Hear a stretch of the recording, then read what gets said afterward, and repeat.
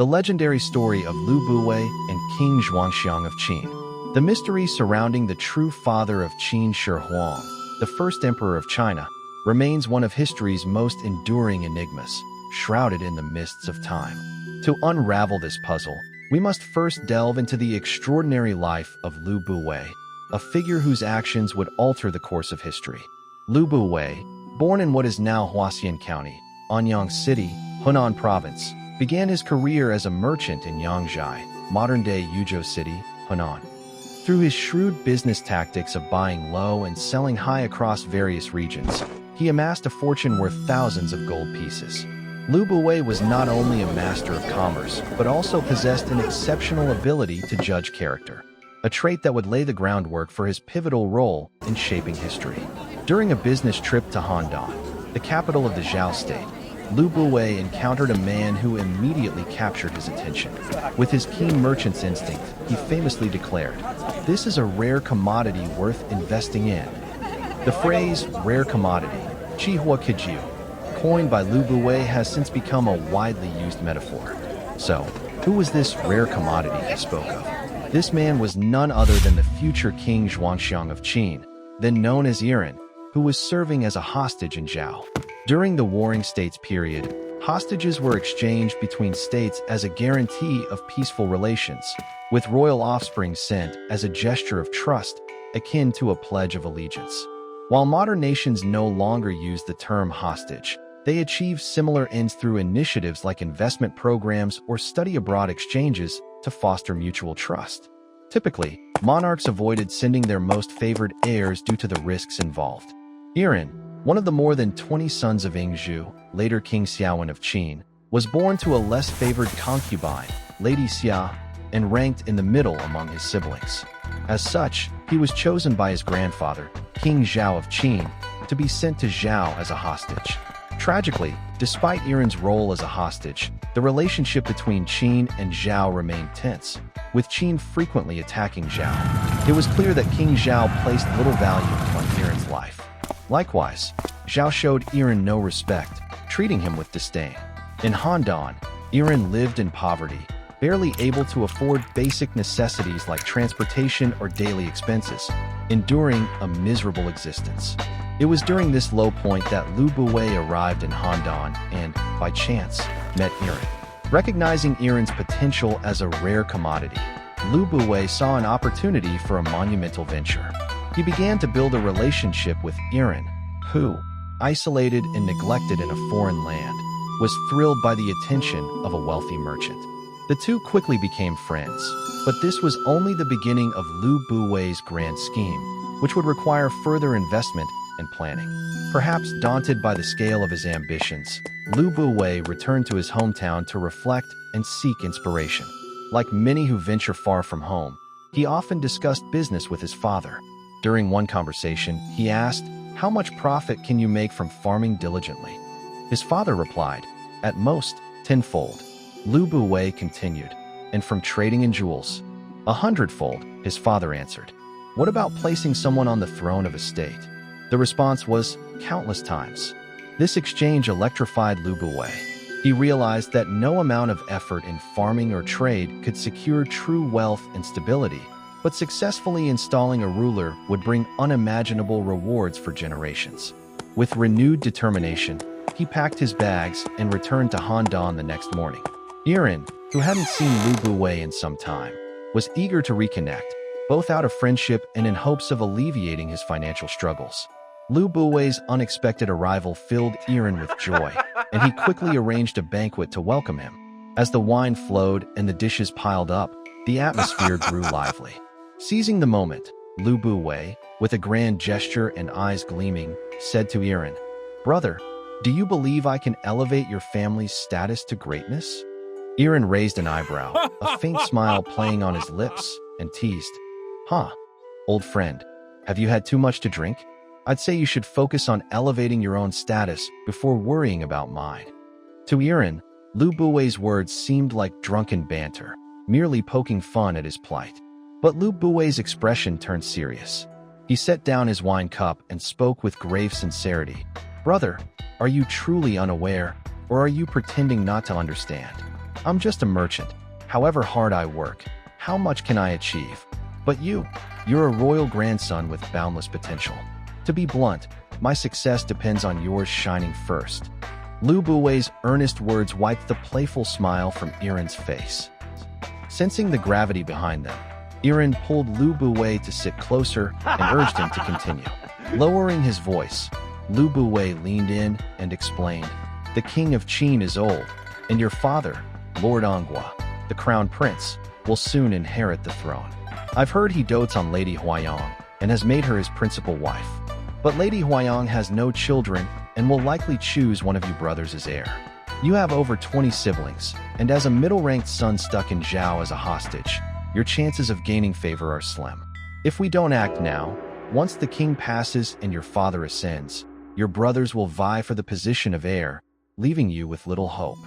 Yiren nodded repeatedly, anxiety rising, and asked urgently, "What should I do?" Lu Buwei, brimming with confidence, replied, "Leave it to me. I know you're strapped for cash here in Zhao and can't afford to return to Qin to make your case. I may not be rich enough to rival a state, but I can spare 1,000 gold to travel west and lobby on your behalf. I'll ensure Lord Anghua and Lady Huayang name you as heir." Yiren had long dreamed of returning to Qin as heir. The hardships he endured as a hostage in Zhao were known only to him. Lu Buwei's words were a ray of light piercing his dark existence, striking straight at his heart. Overwhelmed with gratitude, Yiren knelt, kowtowed, and grasped Lu Buwei's hands, vowing, "If you truly help me ascend the throne, I swear to share the Qin state with you." Thus began a covert plan to secure the leadership of Qin. As the saying goes, money makes the world go round, and Lu Buwei, well versed in this truth, decided to pave the way with wealth. As a wealthy merchant, he was generous, dividing 1,000 gold pieces into 2 parts. He gave 500 gold to Yiren for daily expenses and to build connections with influential figures, boosting his reputation. Lu Buwei, ever meticulous, ensured Yiren's safety in Zhao during his absence, fearing any mishap could derail the plan. The other 500 gold was used to purchase rare treasures, which Lu Buwei intended to use as leverage in Qin. Upon arriving in Qin, Lu Buwei executed his strategy with precision, first approaching Lady Huayang's sister. With his silver tongue and carefully chosen gifts, he quickly won her trust and support, demonstrating his knack for breaching the fortress from within. Through her introduction, Lu Buwei met Lady Huayang. He presented the treasures in Yiren's name, lavishing praise on Yiren as a wise, capable young man who had won the admiration of many. He even claimed Yiren constantly thought of his father, Lord Anghua, and Lady Huayang, a fabricated tale, as Yiren had no deep bond with her. But the exquisite gifts and flattering words worked their magic. Lady Huayang was delighted, promising to remember Yiren's kindness and expressing hope for his return. Lu Buwei's oratory skills were unmatched, spinning lies so convincingly they were taken as truth. After leaving Lady Huayang, Lu Buwei didn't rest. He instructed her sister to continue persuading her, who told Lady Huayang, "Sister, you've served the prince for years but have no children. When your beauty fades and his favor wanes, but he's wise and kind. Even as a hostage in Zhao, he speaks fondly of his father and you. If you help him return and make him heir, he'll be forever grateful, ensuring your status in Qin for life." These words struck Lady Huayang like a hammer. A clever woman who had secured Lord Anghua's favor amidst fierce competition, she understood the value of helping in times of need over adding to existing glory. Grateful to her sister, she resolved to act. Lady Huayang began subtly influencing Lord Anghua, praising Yiren's talents and describing how his time in Zhao had honed his abilities, earning him widespread admiration. Lord Anghua, already guilty about Yiren's plight, was moved by her words. Seizing the moment, Lady Huayang, with tears in her eyes, said, "I've been fortunate to serve you, but my greatest regret is not bearing you a son. I wish to name Yiren as heir, so I may have someone to rely on." Lord Anghua, deeply devoted to her, couldn't resist her heartfelt plea and agreed to name Yiren as heir. This meant Yiren gained the right to inherit the throne. Once Lord Anghua became king, Yiren would be crowned prince, with the potential to rule Qin. It was a monumental achievement, Lu Buwei was richly rewarded by Lord Anghua and Lady Huayang, recouping his investment and turning a profit. His meticulous planning and uncanny insight into human nature were truly remarkable.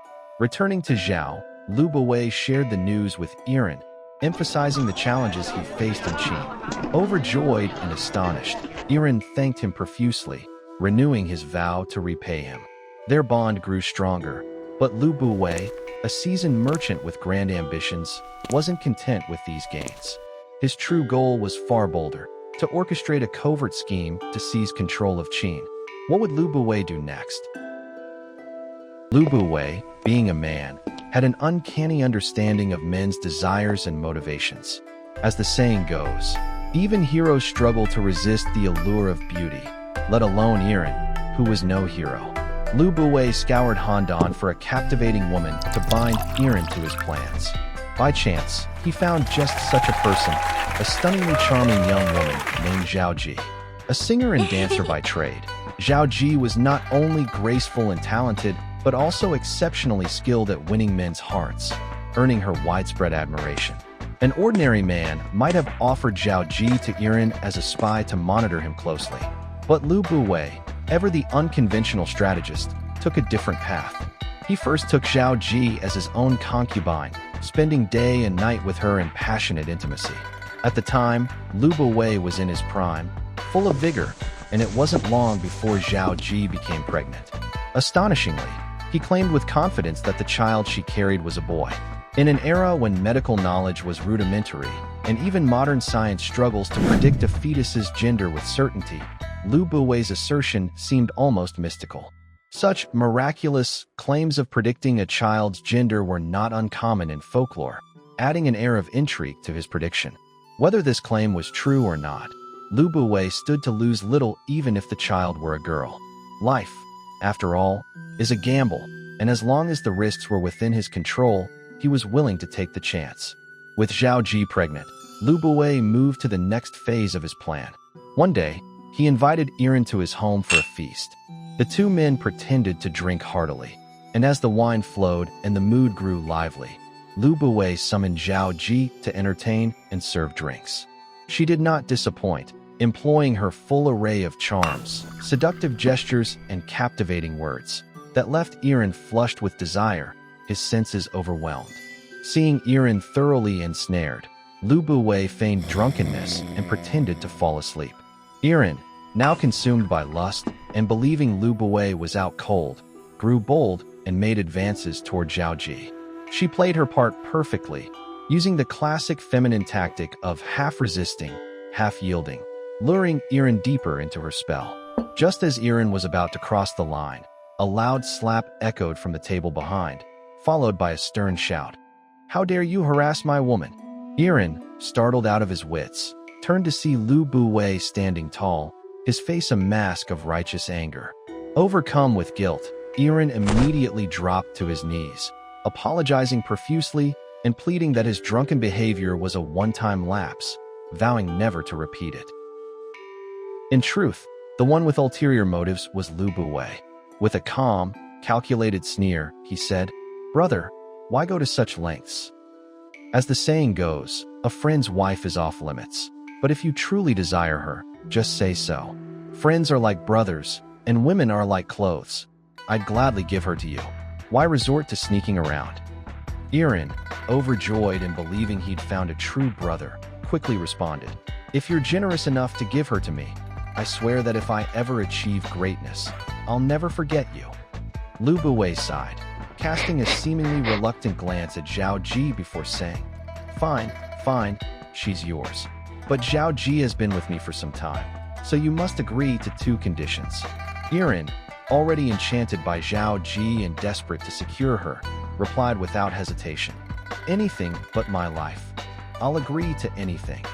Lu Buwei, inwardly triumphant but maintaining a serious demeanor as if acting in Zhao Ji's best interest, said, "There's simple terms. First, you must marry Zhao Ji formally and make her your principal wife. Second, if she bears a son, you must name him your heir." For Yiren, stranded in a foreign land with no support and uncertain of ever returning to Qin, these conditions seemed trivial. He agreed without a second thought, unaware that he was stepping into Lu Buwei's carefully laid trap. Zhao Ji was already carrying Lu Buwei's seed. Seeing Yiren's eager acceptance, Lu Buwei played the magnanimous host, helping Yiren to his feet, offering words of comfort, and calling him brother. He seated Zhao Ji beside Yiren, and the three continued drinking late into the night, parting only when the revelry ended. As the old saying goes, pies don't fall from the sky. More often, what falls is a trap. When unexpected good fortune comes your way, especially far from home, one must tread carefully and think twice. If in doubt, it's best to steer clear, lest you fall into a snare from which escape is impossible. Yiren, sadly, was ensnared, likely never realizing until his death that his throne had been manipulated by Lu Buwei, to whom he remained eternally grateful. By this time, Zhao Ji was nearly 2 months pregnant.